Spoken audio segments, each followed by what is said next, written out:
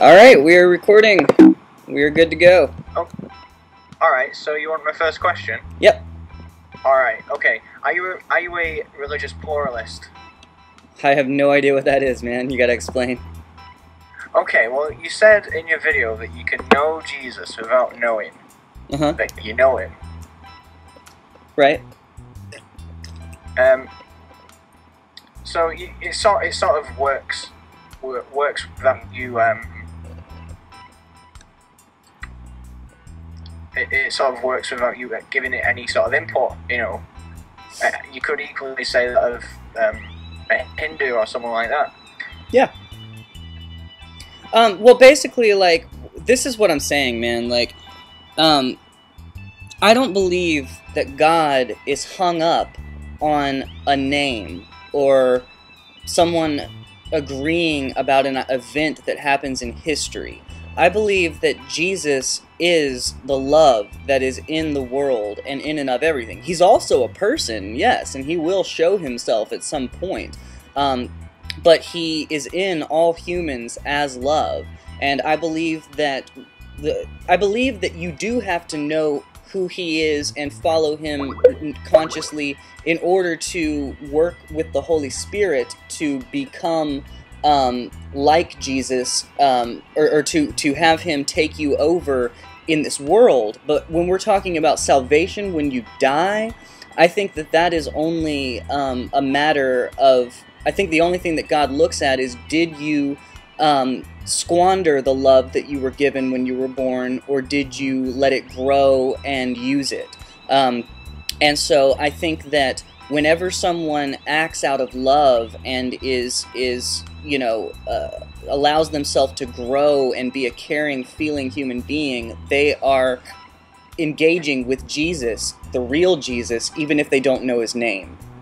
And yes, I believe that applies to Buddhists, Hindus, Muslims, any religion. It doesn't matter. If you grow the love inside of you, you are interacting with Jesus, whether you call him Jesus or not. Doesn't that make it superfluous? How? What do you mean by superfluous? I mean, it's entirely without an active function. You know, what you call Jesus, you know, some other guy from another religion would call, you know, Buddhas, or, you know, just pick your god. Yeah. Yeah, man. I don't think that. I think this whole idea that we have to convert people to our way of thinking is bogus. I don't think it's true. I think that, yes, the ultimate truth is that we will find out at the end of it all that it is Jesus and the Bible is true. But I think it is irrelevant to get people to admit that or believe it upon the earth. I don't think that it's even. I don't think it's even matters. I think that what matters is. You don't teach people to love by telling them about love. You teach them to love by doing it yourself. And that's why, you know, for me, Christians need to stop focusing on everybody around them and start focusing on themselves and how they love others. Okay. Do you want me to carry on, or do you want to ask me something? No, go for it. You say people who deny Jesus are just denying the way he's been presented. Mm-hmm. But where's the difference? I mean, you don't have access to him until you've been presented with the stories, you know.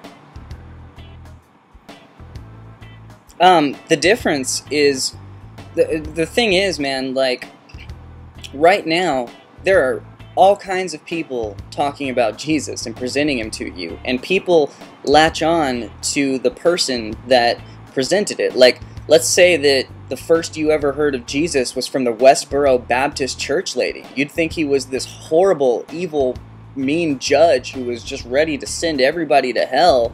And yeah, you deny him, but did you really deny Jesus? You denied what the Westboro Baptist church lady said about him. The same with, you know, people who get into some church where everybody talks a good game, but then they're all hypocrites and they, you know, act totally differently. So I don't believe that that it hinges on what you believe about, you know, how he was presented to you and what people say to you. I believe that it hinges on, once again, just love and just, you know, what kind of person you are and how you treat your fellow man. And I think that that's what, you know, because ultimately I believe we're all going to stand face to face with Jesus, the real Jesus, and then we will find out for sure who's really going to deny him and who's not. And it won't be you denying, you know, some misrepresentation of him. It will be you either, you know, you will be looking him in the eye and denying him or not. And a lot of people who think they don't want to align themselves with Jesus are going to see what he's really like and align themselves with him. And a lot of people who think they do align themselves with Jesus are going to see him and be so selfish and, you know, just ugly inside that they're not going to want to have anything to do with real, honest, you know, truth. And they will actually be denied. You know, I think everything's going to be flipped upside down. When you use the word Jesus, essentially just, it seems to me, you just kind of use it as a catch-all term for, you know, goodness. Yeah. But don't you think Christianity is true? Yeah. So, are you not kind of reducing it in a way when you say that Jesus is essentially goodness, you know, and that's what someone else in a different religion would give you, you know. A Muslim would say, well, the Prophet Muhammad is just basically about goodness, maybe. Well, yeah, I mean, you could say that, but, you know, the thing is, like, there's a whole nother level to Christianity that is what makes it important. The thing that I'm addressing is who goes to heaven and who goes to hell, which, first of all, should not even be speculated upon by people, because we have no idea. We don't have the mind of God. We don't know how he judges the heart, and the Bible is not clear on how he judges. So I'm merely talking about how God decides who goes to heaven and who goes to hell. What separates Christianity from other religions is that it is the one religion where you can actually connect with God on the earth knowingly and have his spirit enter inside of you, and I don't believe you can do that unknowingly and without truly following Jesus and following the words of the Bible.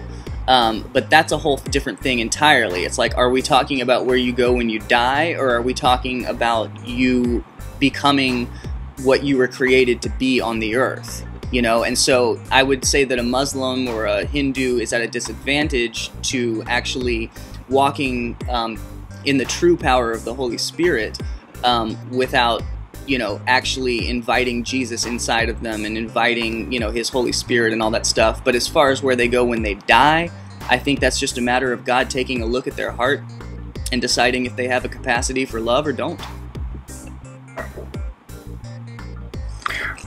So, Christianity kind of, you know, Jesus wasn't a Christian, he was Jewish. Mm-hmm. So, you know, you have Hinduism, which is about 5,000 years old. Mm-hmm. And until the last 2,000 years, atheism would have been the correct position to take. All of these religions are just, you know, inventions. But then Christianity comes along, and it's a lot like the other religions, but it's actually true. That strikes me as a bit odd. Well, but see, Christianity is the new Judaism. Like, Jews were waiting on Christ, and there were all these prophecies speaking about him coming, and they gave all these details about what he would do. Then he actually appeared and did it, and it became the new...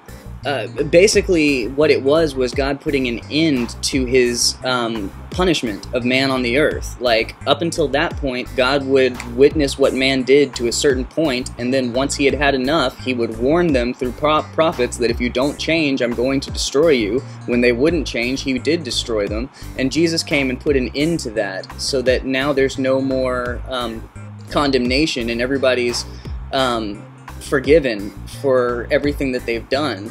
And it allowed, it bridged the gap. This whole human experience has been God created man, walked with man, man spit in his face, he left the earth, let man do whatever he wanted to do and see the consequences, and now he has bridged the gap so he can come back without us having to face any consequences of his return.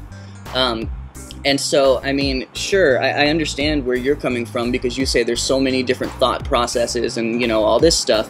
That's why the Bible is so amazing, because when you really start to study it, you start to see how rooted in history it is, and how many people there are who have looked up the archaeological findings and looked up, you know, the historians that were around at the time that the Bible was written and what was written and stuff. And so much of it, you know, has been recorded and, you know, can be seen archaeologically.